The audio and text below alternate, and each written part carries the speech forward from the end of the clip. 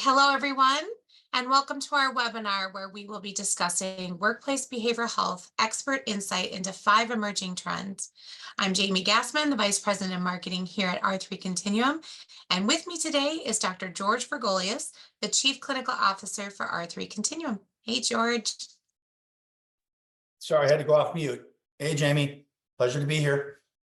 So as we look at the current expectations of workplaces and organizational leadership, it is now a business imperative that leaders have an understanding of how to navigate mental health and wellness challenges in the workplace, as well as being equipped to offer support how and when their people need it. But how do you know that your support is meeting the needs of your people, that what you are offering is the right approach? There's so many different variances and levels to which people need support and how they want that support. So how do you keep up with the trends and expectations of your people? Well, we're going to dive into that by exploring the 5 emerging trends in workplace behavioral health. If you have not already downloaded the copy of our 2024 Behavioral Health Trends Report, this is where you can find it on our website at r3c.com/toolkit. So for those that have downloaded it, these next few slides are going to be a little bit of a you've heard them before in terms of reading it from that particular report. So let's take a look at the 5 trends. So the first one, the trend number 1, is taking a proactive versus reactive approach to mental health. The second trend is developing a comprehensive and global employee mental health strategy that is cross-functionally designed, integrated, and deployed. The third trend, sustained measurement of outcomes, program quality, and financial return. Trend 4, using validated indices to measure and compare findings. And trend 5, AI and digital mental health. So George, are you surprised at looking at these trends? Do they mirror what you're seeing in the marketplace? Yes, let me first open by saying that adaptation is the sign of intelligence. So we appreciate, Jamie, you getting through that with Ashton's help and everyone being flexible with the little glitch we had at the front end. I'm not surprised that these trends are occurring. So just as a brief overview, as Chief Clinical Officer, I've been with R3 for 12, 13 years now. I've been in the space consulting at the corporate level for almost 20 plus years. So a lot of activity around consulting with organizations over time, both pre and post COVID. What's interesting is I'm not surprised that we're seeing these trends in the current kind of zeitgeist, if you will, workplace zeitgeist, right? Culture. What is a little surprising is kind of the adoption and the pace of adoption. So what we're seeing post-COVID, COVID gave us a lot of bad things, right? It gave us a 3x increase in depression. It gave us a 4x increase in anxiety across the general population. Substance abuse, substance use went up 5x, substance abuse went up about 2x. And those trends, while coming down at the back end of 2023, up until mid last year, they were still elevated at those levels. So, and not to mention all the personal loss that we dealt with that I won't go into. But COVID did give us, or the pandemic, I should say, did give us 2 positive upsides. One, it accelerated the adoption of telehealth. I've been in the telehealth game for almost 20 years, and it's been painfully slow in adoption. But what we saw with COVID is almost overnight, many of us adopted to the idea of doing telehealth in many different applications, and it accelerated the adoption of telehealth. The other thing it did is it accelerated our collective questioning of what does it mean to live a balanced or integrated life between my personal well-being and my work success, and which forced leaders in organizations and in workplaces to also be able to do that. So what that meant is we're now in organizations, we're seeing questions being asked about employee well-being and cultures of well-being that weren't even significantly considered back in 2018, 17, and before. They were given lip service, in my opinion. We had our meditative apps, we had our hot yoga, we had all kinds of other well-being initiatives. I'm not putting those down, but a deep, deep penetrating dialogue of what does it mean to be safe? What does it mean to be psychologically healthy, stable, addressing more complex suicide, depression, anxiety in the workplace, and how do we adapt for those things, all got accelerated as a result of the pandemic. So I think that is a little bit, it's not surprising we're here. It's surprising that some things have been massively adopted. It's also surprising that there's still a number of organizations, probably I'd say more than half, that are not seriously looking at these issues beyond the thought that, well, if we just throw out some launch initiatives and give people access, to meditative apps, everything's going to be okay. So there's a great variability out there.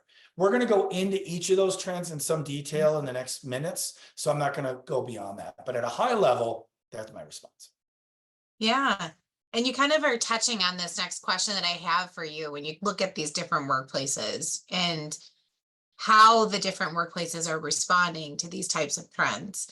Do you find it varies by workplace? Is it, vary by industry? Is it, size of workplace make a difference? I mean, are there different kind of almost workplace demographical things that are, impacting how prepared one is over the other? Or is it really kind of similar across the board? Yeah, great question. And sorry, I'm dealing with a little bit of an irritating cough post being ill a few weeks ago. So sorry, every now and then that might creep up on me. I am seeing a variation, but not as one might expect. I'll give you an example. Two industries I'm seeing a lot of adoption of really what I call deep penetrating dialogue around how do we help our people? Not here's the number to the EAP. Go get some therapy. Or here's a 3-month subscription to Calm, the app Calm, a meditative app that I actually use. I'm not endorsing any apps here, so I don't want to say that, but it is a good one. We're seeing that in two big industries, the trucking industry, ironically, and I'm seeing it in fire and police departments. And what's interesting is when you look at both industries, historically, they tend to be male dominated. And even though police and fire work is increasingly, women are increasingly joining those ranks, it's still very masculine dominated. So I'm not talking about gender per se, I'm talking about masculine, traditional masculine values versus traditional feminine values. And so it's really interesting that those two fields that historically, if you go back 20 years, certainly 30 years, suck it up. Pull up your boots and get back out there was their response to many things. In many ways, they're leading the way. Different jurisdictions, of course, have different levels of buy-in, but we're really seeing that. Another thing we're seeing is large organizations that have a wealth of resources, or at least have some disposable ability to move away or move around resources and funding, tend to have more robust programs. Where I think we have struggled across the workplace continuum is how do we make available resources, programming, support programming, and we'll talk a bit about that as we navigate the next hour. How do we make that available to the small and mid-sized businesses who don't have a lot of disposable? And when I say disposable, it sounds like I'm saying, well, this is money you can throw away. I don't mean that. But they can't necessarily borrow from Peter's program to pay Paul's program, as the saying goes, right? These are extremely tightly operating financial companies. So the question is, how do you make things available to them? And I don't think we've matured yet post-pandemic to get to that place. And I think a number of small to mid-sized companies are really trying to figure out, how do I take care of my employees when I'm operating on really tight margins? Yeah. Yeah. And we look at these trends, these 5, trends that, are outlined as kind of the top ones that rose to the surface when we put that report together. Do they happen overnight, or is this a buildup from over time where there might be other factors like culture or economy or even personal factors that are starting, that kind of build up these trends where they bubble up to kind of more of a, you need to take notice?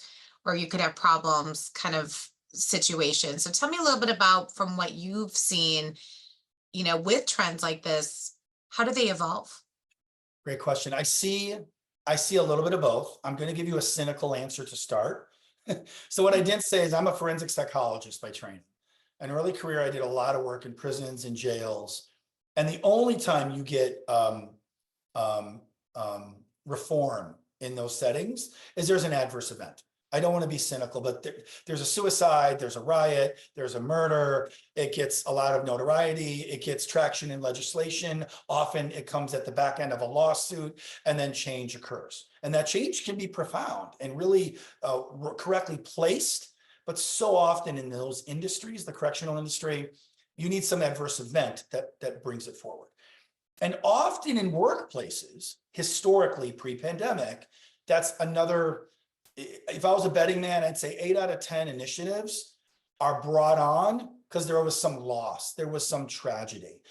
For those of you that might be in the legal sector, we know there was a tragic case of a lawyer in the UK who committed suicide over the past about 3 weeks ago now. And it was due to work. It was very clear related, highly related to workplace stress. She was working 18 hours a day. She was complaining to her husband about how stressed she always was to meet deadlines. I'm not going to say it was a toxic environment per se. It was just the nature of the aggressive approach to meeting deadlines. In and of itself, that can be toxic, but I don't want to imply that she was bullied. I don't know. I haven't investigated that, so I'm not going to comment on that. But it clearly was at a level for a sustained period of time that she felt overwhelmed and felt like her best option was to harm herself, unfortunately. So you do see a mix. What's interesting is I'm still seeing, and now I'm seeing since the pandemic, I'm seeing about a 50-50 breakdown. 50% of the organizations that we engage with and we help build programs or provide services for, there's some adverse event that wakes them up, that wakes up the leadership that, hey, we have to do better. We have to take care of our people. There's a much, much smaller subset that feels compelled to do something. We have to do something because we're losing our top talent, or we have to do something because there's a lawsuit pending. But most of them are coming at it from, we really need to take care of our people. We should be taking care of our people, but they're doing so in a reactive manner. Then there's a subset, and maybe it's not 50-50, maybe it's only 40%, 30 to 40% that are really proactive. They are saying, fortunately, we haven't, we've dodged the bullet, as they say. We haven't had a big adverse event, such as a suicide or a mass exodus, or God forbid, a shooting or something of that nature. But before that happens, we have to proactively start putting some programs in place to take care of our people. So I'm seeing kind of a split in that. I think over time, we are maturing post-pandemic from, we got to get people help. Here's some leaflets. Here's a white paper. We're going to bring in a counselor for one day to talk with you, and that's it. To now we need to think about a more mature program approach, because one size doesn't fit everybody, and it doesn't fit every culture. Yeah, great. Whoops, a little bit too fast. So I know when we were chatting before, and you see this a lot. I mean, there's mental health, there's mental wellness, there's mental well-being, there's behavioral health. And we talked about, how important it is to understand the difference between those three sets of terminology. So can you share with us how organizational leaders can keep these organized to ensure that when they're looking at building that program or looking at addressing these trends within their workplace, they know what needs to be addressed, and that they're focusing those programs in the right area to address them? So can you share a little bit about that? Yeah, certainly. And I want to start by just anchoring us into, if we were in the room together, I might do a quick poll, show of hands, and say, if I'm, let's imagine I'm going to write a book on physical health. What would I talk about? And what often when I hear that, or when I solicit feedback, people say, oh, physical health. You talk about nutrition. You talk about weight loss. You talk about heart health, maybe. You talk about working out. You would talk about, eating well, yoga, mindfulness, meditation. And if I said, well, I'm now going to write a book about physical illness, What would I talk about? And most of you would say diabetes, cancer, heart failure, heart disease, right? But when I turn that and say, I'm going to write a book about mental health, most of us mention illness. We associate illness, depression, anxiety, drug use, suicidality, right? Bipolar disorder, whatever it may be, right? Need for medication. But the truth is, it's important in our verbiage, in our dialogue, that we start reshaping the conversation. Because mental health is like physical health. We all are invested in mental health. We all do it to some degree, good or bad, depending on how well we're managing the day, the week, the month, the year, based on the stressors that are impacting us.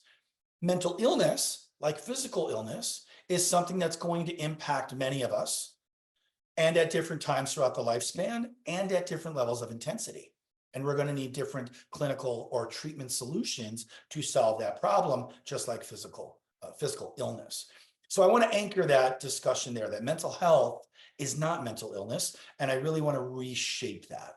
Now, being 55 and having been in the field for 25 some years, I still fall back into the age-old thing of talking about mental health when I really mean mental illness. So I'm going to try to avoid that. But 3 definitions to think about. One is, when we think of mental health, as I just said, it's our overall emotional, psychological, cognitive way in which we're living a healthy mental and emotional lifestyle, right? Very much like a physically healthy lifestyle. When we talk about mental wellness, it's really focusing on how do we take that mental health and flourish or thrive, right? So think of physical health and think of working with a personal trainer, or maybe working with a nutritionist to say, how do I maximize that physical health? How do I allow my physical presence, my physical being to actually thrive, whether it's using supplements or eating the right diet that fits me or whatever, or a workout regimen that allows me to do that. When we think of behavioral health, that probably is the closest overlap with mental illness. We're talking about behavioral or mental health disorders that in most cases, not all, but in most cases need treatment at some point to help alleviate the symptoms and allow the person to reach some degree of stability or to prevent them from decompensating. So when we talk about workplace mental health throughout this next hour or 45 minutes now, we really are talking about the overall umbrella, because in your workplace, you are going to have people that are living a very stable life mentally, but they want to strive to live, to really flourish and thrive and make the best of that.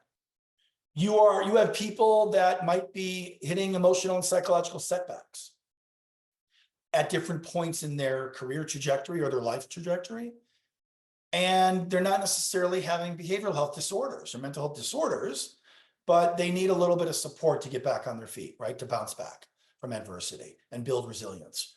And then there's going to be a subset of people that really are dealing with mental illness or behavioral health disorders, some stable and managing well, others, maybe they were stable and they've hit a snag or they've hit a relapse of sorts and they're now struggling. So the umbrella, I think, for any program, you need to be thinking of all 3 of these categories. Sometimes we get pulled in, not pulled in, we come in, I should say. It sometimes feels like we're pulled in to help save an organization where they have developed a really robust behavioral health program or mental illness program, but it only is capturing a subset of people, and it's not providing resources and support for people that are at the verge of slipping into a mental illness, but they need some support to help prevent that or to help them thrive or flourish. So think of it as an umbrella that has all 3 under them. And ideally, programs want to address those, all 3 of those. Right. It's good to call them out, because I know you see them interchangeably in materials and, just across the, anytime you're Googling any of that stuff. So it's really great to be able to kind of get some concrete definitions around it, especially as we kind of move forward in this discussion here. So looking at trend number 1, and we're looking at that proactive versus reactive. When you look at the workplace, how does this play out? What does, in your when you look at this trend and you're thinking about how a workplace becomes more proactive versus reactive, what does that look like to a leader? Sure. It's interesting because there's so much variation, right? I'm going to go back to what I said earlier, is I do tend to see two larger types of ways in which organizations and leaders come to this. One is there's a reactive to something that happens in the workplace. A subset I did not mention is a leader has a personal story around loss or impact of mental illness, and then becomes really passionate and driven to ensure that they're building a culture in which people don't necessarily fall through the cracks on those issues as well. That often can be very powerful. But you can't manufacture that, right? That's the difficulty, is that either impacts a leader deeply or it doesn't. And then the other, of course, is proactive. One of the things that I see that so influences, when does that happen? When does think of Gladwell, when he talks about a tipping point, what is that tipping point? One thing I see is attracting and retaining talent is really, really important, right? I'm not going to, bombard you with demographics, but I think we all know that the workforce is changing rapidly, with boomers aging out, Gen X not quite aging out, but we're getting there. And you have then millennials and Gen Z coming into the workforce. This is a different demographic. This isn't, the way I'm Gen X, I'm 55. I'm part of that last generation where, your dad said, or your mom said, if she worked, my mom worked all her life. You don't leave a job less than 5 years. It looks terrible on a resume. I mean, I remember being told that at age 22. This is a different generation where it's like, listen, in fact, I have a mantra I often say for younger workers right now. If I'm not loving and I'm not learning, I'm leaving. If I'm not loving this job and I'm not learning and growing and giving growth opportunities and feeling purposeful and feeling meaningful and having a good relationship to my supervisor, I'm moving on to someplace that's going to validate and recognize those needs and help me thrive. And for older folks or older, managers in the field, that might be like, well, I don't understand that. And these people jump around. Well, the reality is they are just not willing to sacrifice as much of a personal, I don't know, what's the word? A negative impact on their personal life for the sake of simply having a certain type of career success. That is an important thing that we have to pay attention to as leaders in our organizations.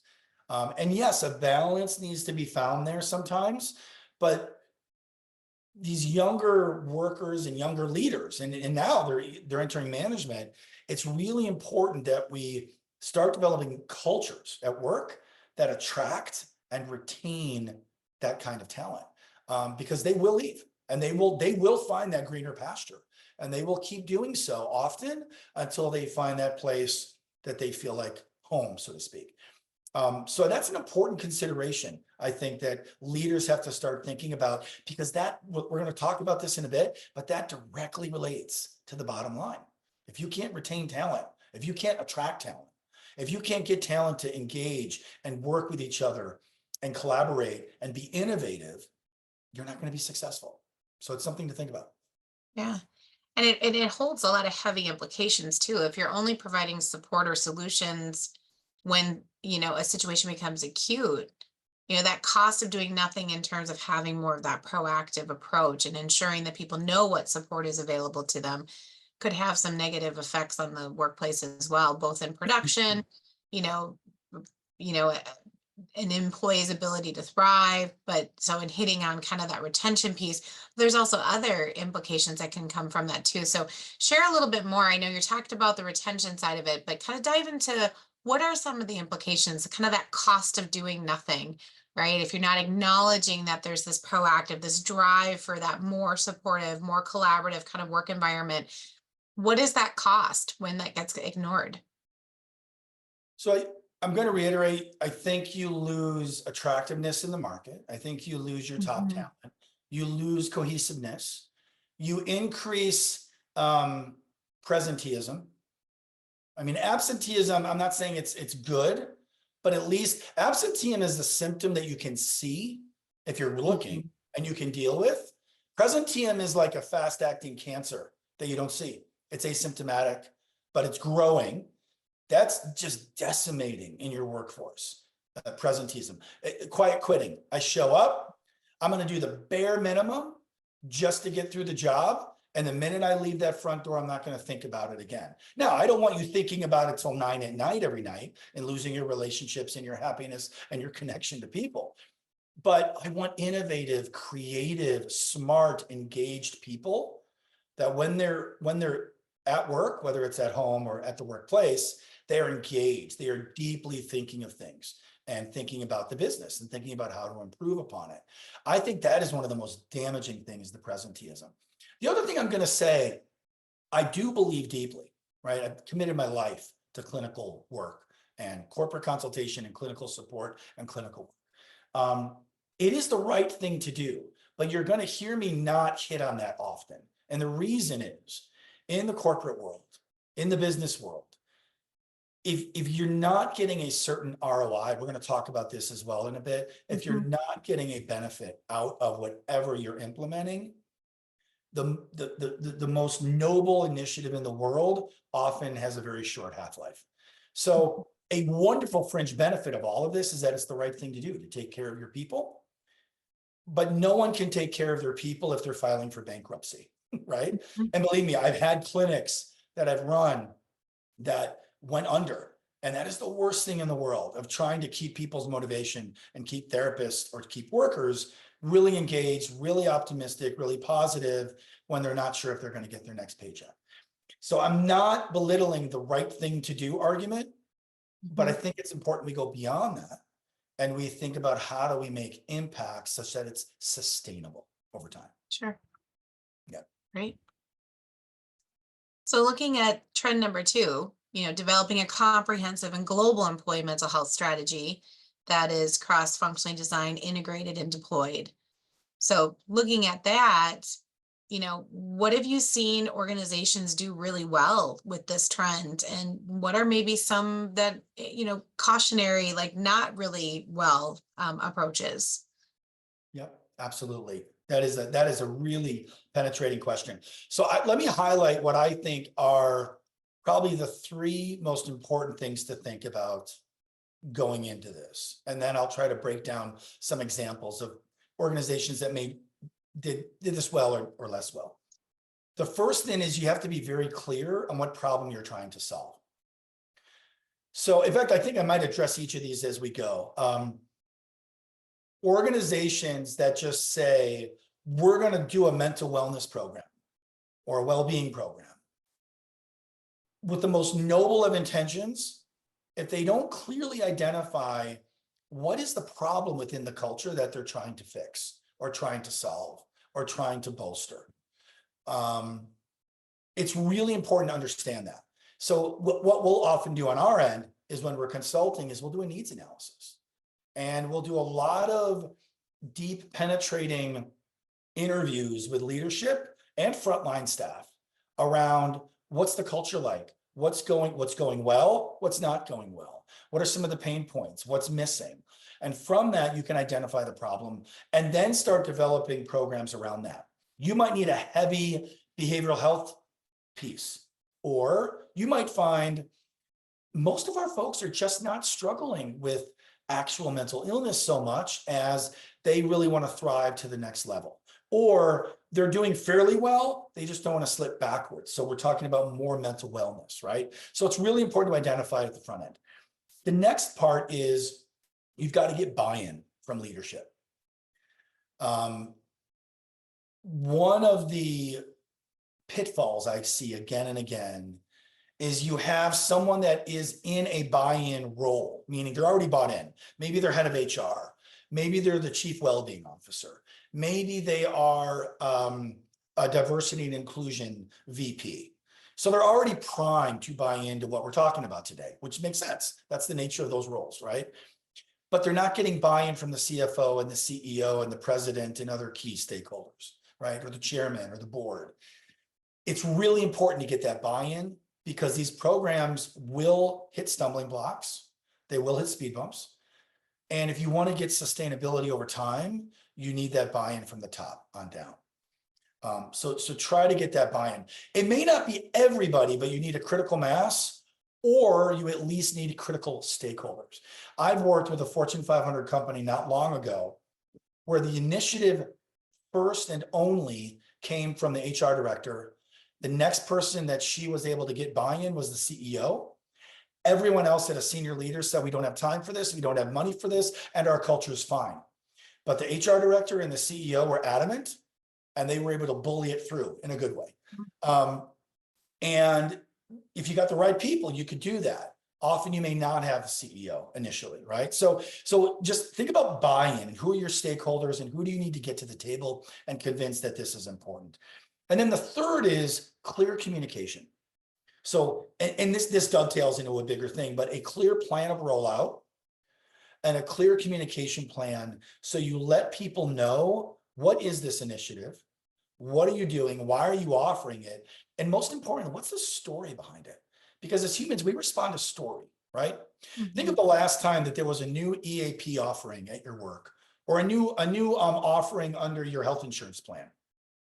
An HR or your manager called you in and said, hey, everybody, we got this new offering. You could join Gold's Gym for $13.99 for the next 6 months. And that just usually washes over most of us, right? So your comms plan and the robustness of the rollout plan is very important. So you get buy-in. So people are engaged, they know about the program, and they feel that they can buy in without stigma, with anonymous ability to kind of keep their identity anonymous, and that there won't be blowback on implications of their job or their career path. Yeah, great. And I know we're just to be cognizant of time, I'm going to keep moving us through these trends. So looking at this next trend of sustained measurement outcomes, program quality and return on investment, that's becoming a bigger topic in a lot of areas in business, on that, maybe like in some areas too, that you maybe haven't tracked that return on investment, or that return, that value of the investment. So looking at these programs, let's dive in a little bit of why is it important to be tracking that and ensuring that whatever you're putting into place has some form of measurement or ability to kind of gauge not just satisfaction at a customer level, but really kind of understanding, is it improving that culture? Is it improving the well-being or the wellness of your people? So talk to me a little bit about what that current landscape looks like. What are things that R3 is doing that are, pretty groundbreaking in adopting some of the new measurements out there, and just kind of dive a little bit into this particular trend. Yeah, certainly. And this is a key trend that you've identified, Jamie. And it goes a little bit to what I said earlier, right? That when we talk about performance measurement of an individual or of a group, that's kind of, in a way, that's your ROI. What are we getting out of the money we're putting in? How is the performance?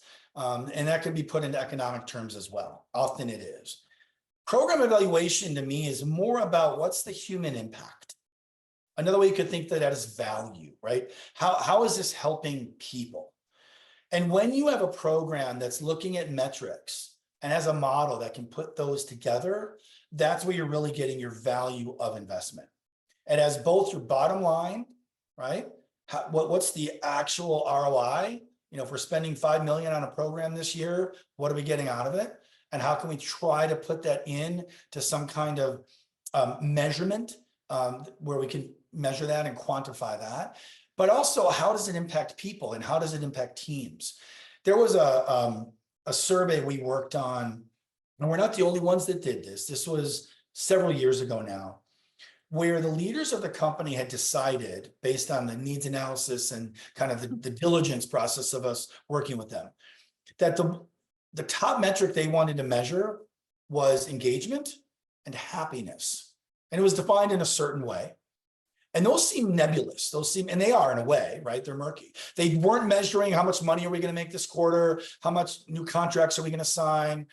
Because their belief was, if our people are engaged and they're happy at work, everything else will fall into line. They'll collaborate. they'll be focused, they'll be efficient, which means they will get home earlier and spend more time in their personal life at a quality level. Even if they have long, by the way, this was an accounting group, so they had long hours at periods of the year.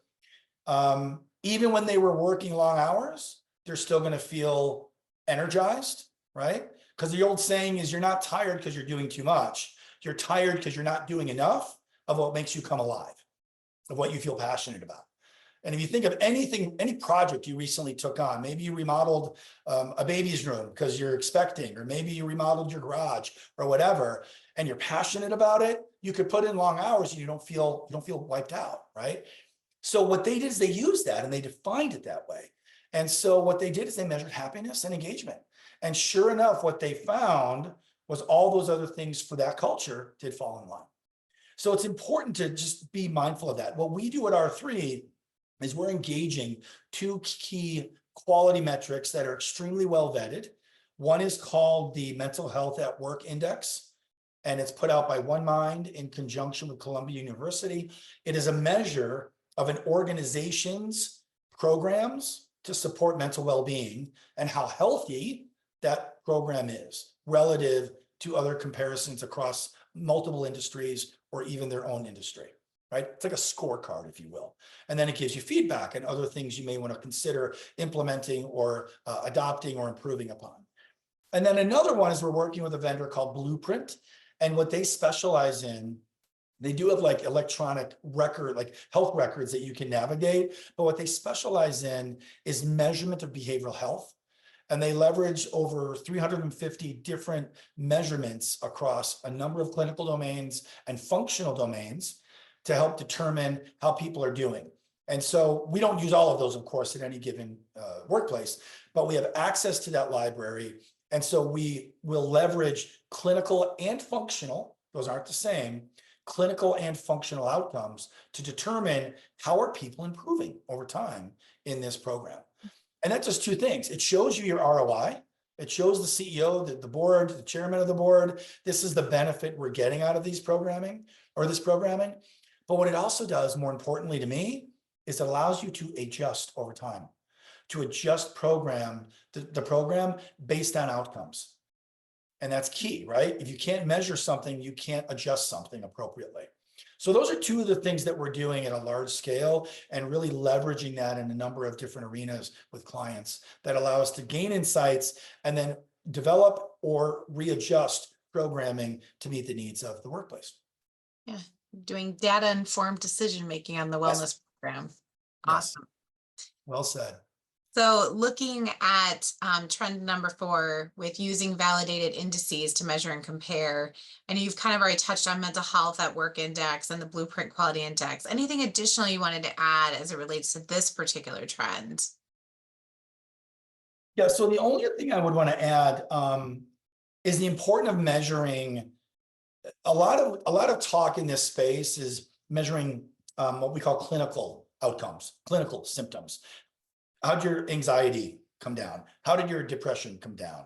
I think it's really important also to measure functional daily activities, right? How tired do you feel? How engaged are you at work? How well do you feel you can attend at work? How well do you feel able to engage and talk with your peers? And this is where we will sometimes use measures that are more from the industrial organizational psychology field, right? Because in the end, many leaders, I'd say most leaders that I work with, they want their people to feel better. Yes, they definitely do. But they also want their people to do better. And doing better means, yes, I want your personal life to be better, more enhanced, more positive, more fulfilling. But yes, I want your work life to be that as well, because a healthy, happy person across the board is going to work better, more effectively, more efficiently. They're going to be better at their job. So we'll look at the functional things as well. Awesome. Sure. Great. So now I know AI, you're the first, you shared with me, I'm not an AI expert, but when you look at AI is everywhere. I mean, I know even in the marketing industry, AI is a hot topic. So looking at this from a behavioral health, mental health kind of trend, from your perspective and your clinical expertise, what are you seeing in this area that you want to comment on in terms of what workplaces should be looking for? Yeah, this is a big one. And I'm not an expert. I am an AI geek. Like I literally will read books on AI theory. I don't get into the math at all, but just the conceptual theory about it. So I do geek out. And there's some really interesting stuff out there by Nick Bostrom and um, oh, I'm blanking on the doctor. There's like a doctor that's just extremely known. Um, what I will say is I still think in some ways AI is like the Wild West in the 1800s in the US at least. And I say that because we've got chatbots that are developed on algorithms for cognitive behavioral therapy that guide you through certain things. We've got wearables that can tell, your pulse rate, your heart rate, and they could indicate when you're elevating into a level pre-panic attack, and it cues you to use self-soothing anxiety reduction techniques. There's data-driven insights in the aggregate. I mean, one of the things that Blueprint can do is they have industry data across programs, so you can get a kind of a barometer of how are you doing relative to other groups in your industry. Diagnosing and predicting patient trajectory, certainly in the physical health medical space, but now even in the behavioral health space. And then improving client compliance, right? We have the technology right now to insert a nanochip into a Prozac pill that when you swallow it and it's digested and it's biodegradable, it actually can send a signal to your doctor's office that says George took his Prozac today and 85% of it metabolized. Now, I know that gets super freaky in terms of Big Brother watching you, and it hasn't been adopted yet, but the technology is there. I mean, just a little leap and we could actually implement this. And I'm not saying we should or not. That gets into all kinds of implications, regulatory, compliance, ethical, and so on, privacy. But it's amazing where the technology is going. So that's the snapshot. It is like the Wild West. Where I feel it's more grounded and a more reasonable or feasible application is CBT enhancement, cognitive behavioral therapy enhancement. So for a lot of problems that we deal with our thoughts and feelings, for a lot of us that don't have complicated trauma histories or comorbid multiple issues going on, we just need to be taught what is a more efficient way to think about these things when these thoughts race through my head. And what's ironic is if you go back 25, 30 years ago, we'd give you a workbook. If I was treating Jamie as a cognitive behavioral therapist, I would see her maybe once a week to talk about what barriers, what pitfalls, what didn't work this week. Let's talk about those issues. But in the meantime, here's a whole bunch of homework where you are going to learn to retrain your brain on how to think about these negative thoughts or capture these negative feelings. Well, now we are leveraging algorithms and apps and AI to help with that. That's really promising. The last part is, in some cases, peer support. We are finding that logging on to an AI avatar in an app can simulate the feeling of somebody next to you that has support. There are a number of people that are struggling with these issues that we're talking about that sadly don't have a lot of people in their life. Their entire social engagement occurs at work, right? So that can be very powerful. There was a movie, I think, called She with Joaquin Phoenix a few years ago. Of course, it was a Hollywood take on this, but there are certain applications where that might be appropriate in treatment. What I will say is this: it's still what we see again and again and again, and the research bears this out. It does not take the place of human interaction. So where I think is the sweet spot is almost viewing this, and this term is going to freak people out, like a cyborg. I'm not talking about the Terminator here, but when you look at the true term of cyborg, it's where AI or machine learning joins with human learning or human intelligence, and they work together and complement each other in ways that they're both really, really good at. But that human interaction and the human brain's ability to deal with complexity is still far rather surpasses AI's ability. A quick example is there was an AI chat algorithm This was, I want to say, about a year, maybe 18 months ago. It made the news. Some of you might have seen this. And it was a suicide prevention AI algorithm. And for thousands of people, it was doing a really, really good job. Well, one person called in and was giving all these reasons why they wanted to end their life. And what happened is the AI algorithm, based on the nuance of the back and forth and using its logic, determined, yeah, that is one option in front of you among many other options, right? And then it went into a mode where it was brainstorming, not how to do it, but it was brainstorming different options of what to do. And it was viewing offing oneself kind of at an equal, you could do this, you could do this, you could do this, you could do this. And it was just a glitch in its own internal. Let me say it this way, it was very logical, because when you laid out all the things that this person was struggling with, you might, as a human, even say, God, that would be something I'd at least think about, because your life is so dismal. Chronic pain, terminal illness, there was a lot of things going on in this person's life.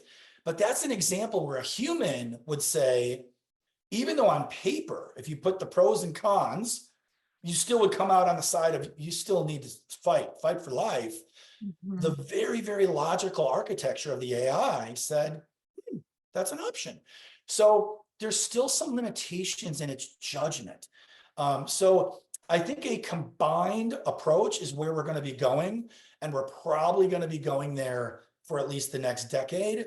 That said, the developments in AI and generative intelligence and general intelligence are amazing, and they're leapfrogging each other every 3 to 6 months. So it's going to be interesting to track as we go forward. I told you I geeked out on this stuff, so I'll stop now. Well, there's definitely, you can't replace that human element, right? I mean, you just always have to have some human eyes overseeing what the AI is generating to some degree. You know what's interesting with that, Jamie, and I know we're pushing time. Yeah, go ahead. Let me. I got to be sensitive. It's already 1:50 my time. Yeah. No, so I just put up on the screen here the trends report. Again, if you've not downloaded, definitely visit our r3c.com/toolkit and download it, so you can take a look into more dialogue inside the actual report, kind of diving into some of these trends as well. And then if you've got questions, we're going to answer them. I have one more question for George, but if you've got questions, please submit them in the Q&A or in the chat. I know Ashton's helping us to make sure we get those questions from you. Question I have for you is, probably a lot for some leaders that might be listening in to be kind of processing and then kind of taking what you've shared in terms of best practices and thoughts, in putting that into an actual program. So as an organizational leader, where should they start in looking at enhancing or building their program based off these trends? And additionally to that, just kind of merging another question that I had for you, what are some of the areas often overlooked that they need to make sure that they take into consideration? Because I know at R3, we launched a leader support program specifically designed at helping to support the mental wellness and performance of leaders, because there's, gaps in that type of support, or having that being considered in its own little bucket in terms of support mechanisms. So talk to us a little bit about where should they start, what's often overlooked that they should make sure they are taking into consideration as they start to dive into this or start to relook at their programs and existing programs. Yeah, that's a great question, Jamie. So I would say where to start. I said it before, identify the unique specific needs of your culture. It's important to understand that. Get the buy-in, and then look for the short, medium, and long-term approach. Or don't view this as we're going to launch this in this month and then we're done. We're not done. It's in a way, making cultural shift is like raising a teenager. Having one good talk with your teenager when they're engaged and they're not looking at TikTok doesn't mean you've made a significant impact, right? You have to keep going back, and you're looking at the long, medium, and short, medium, and long-term approach.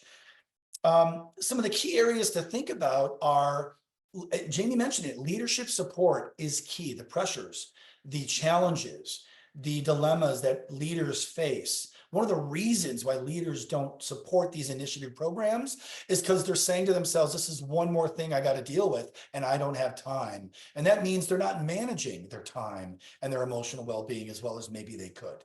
Right. And that is a ripple effect because other people in the organization then don't benefit from initiative because it never gets off the ground because the leader's overwhelmed with their own stuff. Right.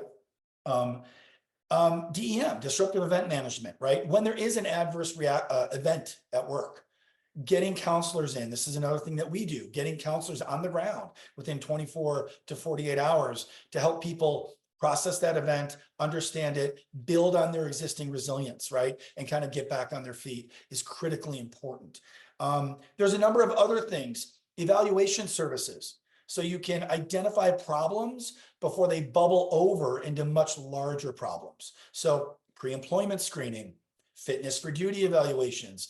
That's another reason why we added these evaluative services to R3's book of service offerings, because it's part of the overall picture that helps provide a stable culture of well-being. So those just at a high level, I want to be sensitive to time for questions. Jamie, certainly if there's anything you think I missed, please No, add I in. think you covered a lot of that. I mean, it really, it's that proactive piece I think is so important because when things are happening, it just adds to that stress and anxiety of trying to get through helping your people, if you don't already have proactively, a support system you can call and kind of bring in to help out with that. So we actually do have a question that came up. Okay, yes, we can share that. They're looking for us to share the 2 index options shared earlier related to measurement, Blueprint Quality Index. So can you talk a little bit about those measurement pieces? I know it's One Mind at Work's workplace option as well. Can you share those, George? So the One Mind at Work is an organization put together, and it was interesting. It's put together by a billionaire software guy whose son struggled significantly with schizophrenia in his early adult years. And they realized that there just were not good resources. So they started developing resources around people in the community. Eventually, years later, they started realizing that there's also a lack of understanding and resources in the workplace. So they developed this organization called One Mind at Work. We are members of that. I actually present at their annual conference often. And they have something called the Mental Health at Work Index. It is a measure of how healthy, compared to industry standards and best practices, how healthy is your organization in terms of having programs in place that promote mental well-being. And so again, it's like a report card. So that's at an organizational level. It kind of gives you a report card of things to think about implementing. I will warn you, it is robust. Even the largest organizations in the world that have millions and millions and millions of dollars to budget to this do not do all of it. So it is a starting point. It is an ideal starting point to think about, but it takes time to get there. So don't be overwhelmed if you look into that. The other is a company called Blueprint that measures clinical and functional metrics related to service delivery. So in our leadership support services, our professional coaching services, in our DEM, our fitness for duty, all of those are different services in which we can leverage Blueprints to measure outcomes on the back end to determine what was the actual impact of this service, as well as what I mentioned earlier, are there adjustments over time that need to be made in order to promote more efficacy and more real functional impact in people's lives? Right. So one question, an additional question that just came in, just while we will answer this one, and then that'll probably be all that we can fit into this hour, just being respectful of everybody's time. But how do you share the value and sell up within the company the need to put a proactive well-being program in place so you can make that investment in your people? So it's such a great question because I know we run into this sometimes with the clients that we're working with, and how do you sell up internally? You might have, like you mentioned, a VP of HR who's really said, you kind of hit on this a little bit too, where the CEO and the VP of HR were like, yes. So can you share from your experience in consulting and just your background, how how can they help to do that when they feel like it's something that's definitely warranted and needed? And, maybe share how R3 has helped in the past in helping those individuals as well to sell it Sure. up. So there's two things I'm going to hit on that are going to sound super simple, but they can be hard to do. And the first is simple to do, but the messaging can be hard. And that is back yourself up by looking at studies, articles. I'm seeing them almost weekly now on the benefit or the ROI of having well-being or psychological wellness or well-being programs in place at your workplace. There every week, Forbes, Barron's, you can find different articles, and some of them are referencing even research, which is growing every month in the importance and the ROI, the importance and even the ROI of having these programs in place. That's gonna talk to the money side of it, right? The ROI side of it. And then what I like to do when I'm consulting in an early kind of discovery call, what's the story, right? What's the story of that leader? Have they ever had a situation where they've struggled? A loved one has struggled, right? A coworker has struggled. Mhm. We all have a story. We all have a story. So to the degree that you can anchor that to a story about helping somebody and the importance of doing that and the importance of having a program that can scale and exponentially help others, and then tie that into, and it's going to help our bottom line. We're going to retain talent. We're going to attract new talent. Collaboration will go up. Engagement will go up. Presenteeism will go down. Now you're kind of singing from both sides of the hymn chart, as they say, or the hymn book, right? So I'm not saying it's easy to figure out exactly how to have the discussion, but those are the two quick things I would say. I know we're at the hour, but I would say look at those two as a starting point, and then from there, the dialogue often will take off. Wonderful. Cool. Awesome advice. Great insights and educational content today, George, as always. Great job. And thank you so much again Thank you, Jenny. for being on the webinar. And for everybody else, I know there's some that have had to drop off, but mental health will continue to be a top workplace priority. We have it on the screen. I know George mentioned some other resources. R3 Continuum on our website. If you go to www.r3c.com, we have two tabs in our main menu. One that's for our resources. It's a plethora of blogs, other webinars we've held, podcast episodes we've held, that are great resources to tap into.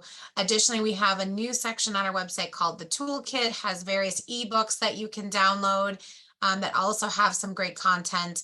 And, we appreciate you. Thank you so much for joining us. Have a great rest of your day.